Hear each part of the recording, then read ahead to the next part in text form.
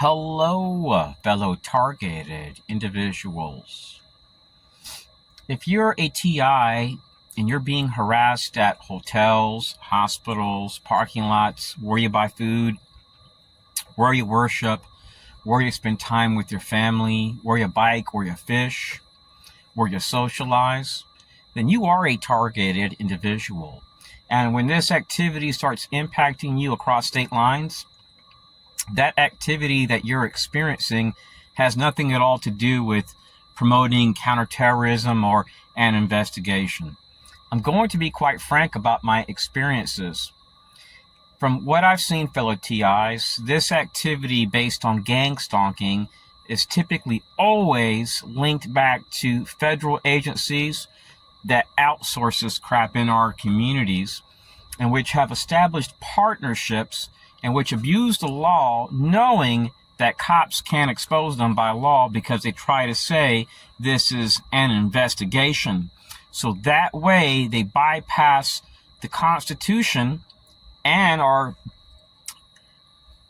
laws, and they get immunity. So there's no punishment. So when you're in this, you may notice that most, if not all, TIs have gone to police, the FBI, federal agencies. They've gone to municipalities, sheriff's associations, constables, politicians, civic groups, civil rights groups, to be told in every single state that there's nothing that can be done to help them. If you are experiencing targeting at schools, that is very common. Also, many targets complain about being targeted at airports. It's very, very common. And sometimes this has nothing at all to do with DHS. Sometimes you may deal with clandestine characters. I remember a while back visiting my family in California. And when I arrived at the airport, I was confronted by a guy that wore a black suit, a thin black tie, and black shades. And he just stood in front of my car. There's nobody else around, and just stared at me like this right here, intensely. We looked at each other for at least 45 seconds. And then he walked away. I went home once I arrived back in Florida from LA. And I went home, took a shower, was there like 25 minutes, and drove to a job fair for truck drivers. I drove to another city. I drove from Fort Walton Beach, Florida to Panama City, Florida. And I never made it to the front door. Once I get about 10 feet from the front door, a lady walks out and says, "Robert, how was your vacation?" Well, I knew a lot of people in that town. I knew quite a few cops, and I reached out to a friend and said, "Look, I'm going to be posted up across the street." And he worked for the precinct there. I told him, "Look, if there's any reports of anybody lingering around, it's going to be me. I'm just going to see if I can get this lady's tag." I explained what happened. So the people that I reached out to found out that this lady had ties to a CERT group, and she had ties to the government, but she worked there. And whoever was tracking my phone was utilizing Stingray technology. So during that time, every day I would receive 50, 60 phone calls with no voice. This was occurring through my 20s, 30s, and 40s. When I would talk to people, my voice would echo, and I made a recording of it and shared it with the private investigator. He told me there's different reasons why this occurs, but sometimes it's a sign that your phone is being tapped. Sometimes I would talk to a relative. Maybe once every blue moon, they would call me late. And let's say we get off the phone at 12:14 in the morning. And they called me at 10:15. The exact moment we would hang up, literally within 5 seconds, I would get a call from the UK. I had a Twitter page which was private, and I get a follower from a crypto exchange. And when I researched the crypto exchange, it came up that it was owned by an organization equivalent to the CIA, but it operates in a different country.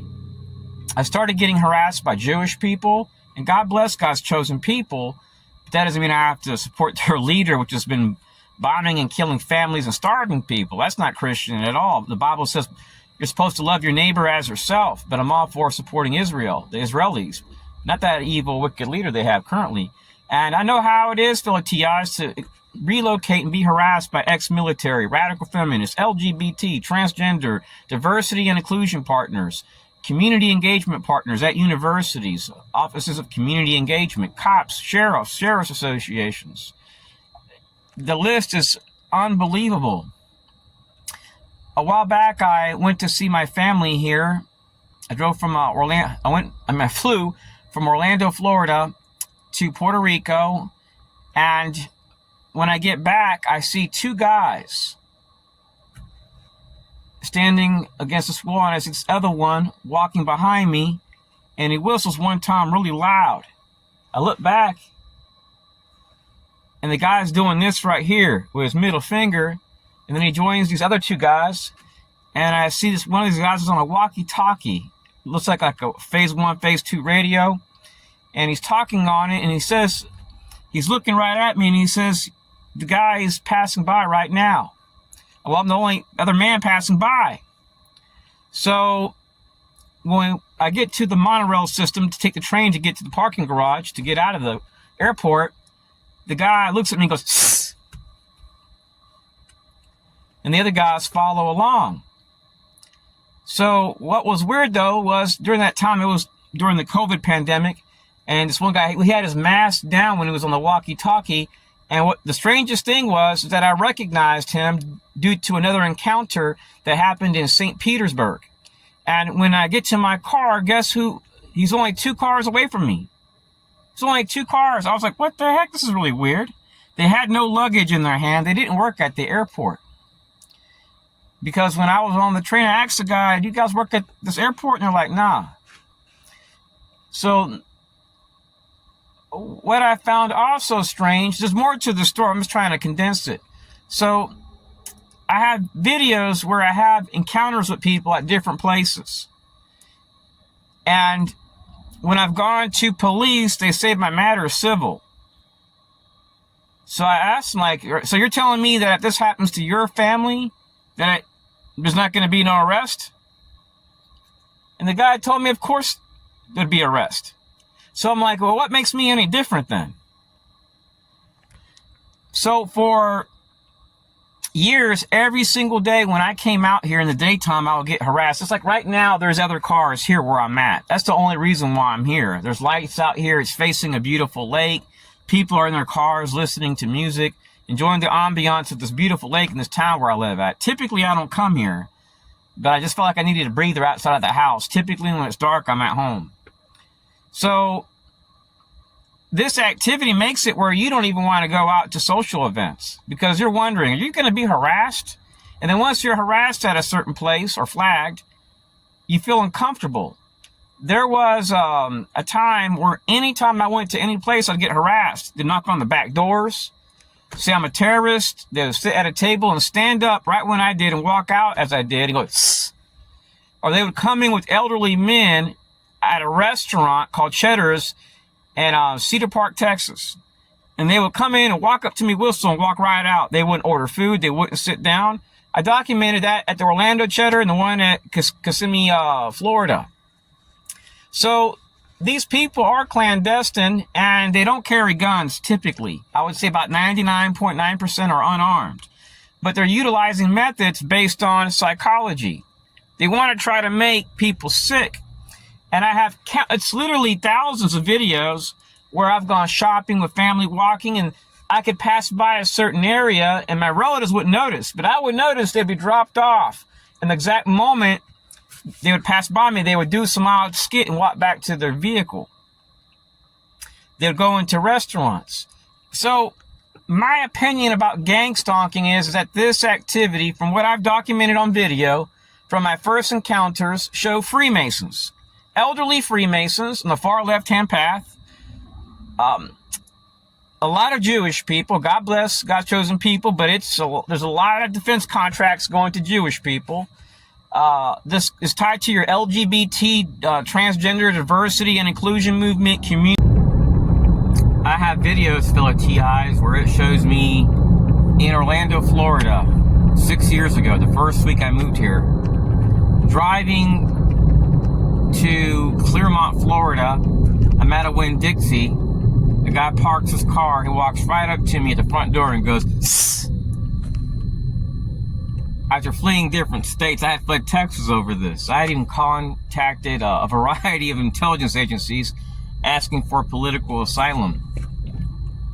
So one day, I drive to Publix in Groveland, Florida. I was with my family. 3 people came in there. They're walking behind us. We're grabbing food to put in the cart. And the lady goes, "Sss." Then the man goes, "Sss." And then the man goes, "Sss." Then they walk out the store. Then 2 weeks later, I go to Publix in Mineola, Florida. And something really weird happens. A guy in a black SUV parks next to me with a child. He's wearing a black suit, thin black tie. He grabs the same cake as me. And every aisle I went down, he'd pass by me and whistle one time. When I got in line, guess who was behind me? The guy. And when I handed money, he went, "Sss." When I got money back, he went, "Sss." When I walked out the door, he went, "Sss." So I get a call from a relative that wants to go to Disney in Orlando. And that same guy driving that black SUV with the child was spotted behind me at 2 different rides, 4 people behind me. I don't know if they were his partners. And when I got on the ride, he whistles one time. When I got off the ride, he whistles one time. And then when I'm exiting that place, he whistles one time. See, this activity has nothing at all to do with promoting national security, fellow TIs. They use kids as a front. You can go to the Winter Garden Orange Bike Park Trail, and they may just slander you. They may use elderly women. They may use elderly vets that are under contract. You have to remember, all these veteran groups like American Legion, VFW, their websites state that they support national security. So anybody which supports the CIA and those segments of our government support clandestine activity, meaning that they will lie and frame you when you've never seen them in your life. See, when I go biking or walking, I'm recording at all times. And even when I'm not wearing something around my neck, you better believe there's something under my bike seat, something sticking out recording. Or from the back, typically the back and the front, I'm always recording. Right now I'm recording. When I get out of my car, everything behind me and in front of me is going to be recording for 3.5 hours. So, our enemies, fellow TIs, they just want to make you sick. This is no joke. I'm at a Winn-Dixie, and I can tell you the stuff that's happened right here. One day I was e-biking, and this guy, he was at a bowling alley in Clearmont, Florida. He crosses the road. I'm at a lake. I'm e-biking. The next day I come here, he parks next to me. He goes into the Winn-Dixie. He doesn't buy nothing. He walks out as I do, and he's parked next to me. He just looks at me and whistles one time. You also may notice these people that are doing this. Sometimes they may use people that have like a little round hat and a ponytail here and there. Just ignore it, fellow TIs. And you can go to West Palm Beach or Fort Lauderdale and experience the same thing, where they come your way, they drop out of a black SUV and they confront you. And whistle and walk away. Just gotta ignore them, don't pay no mind to them.